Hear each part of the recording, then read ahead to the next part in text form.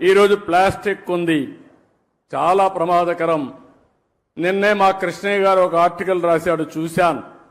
అడవుల్లో ఉండే ఏనుగులు కూడా ప్లాస్టిక్ తిని చనిపోతే దాన్ని పోస్ట్ మార్టం చేసి కొన్ని కేజీలు ప్లాస్టిక్ పేరుకుపోయింది.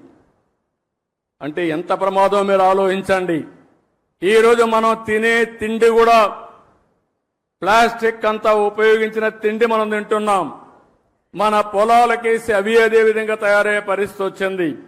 మన పశువులు కూడా ఈ ప్లాస్టిక్ ఇవన్నీ తిని ఆ పాలు మనం తాగుతున్నామంటే ఎంత వాతావరణాన్ని కాలుష్యం చేస్తున్నామో మనం గుర్తుపెట్టుకోవాల్సిన అవసరం ఉంది.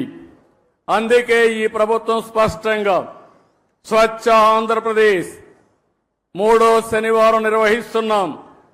నేను ఒకటే మీకు హామీ ఇస్తున్నా, రాష్ట్రంలో ఎక్కడ కూడా చెత్త కాదు, చెత్త నుంచి సంపద సృష్టించే అవకాశం మనకుందని చెప్పి కూడా నిరూపిస్తామని మరొక్కసారి మీ అందరికీ విజ్ఞప్తి చేస్తున్నాను.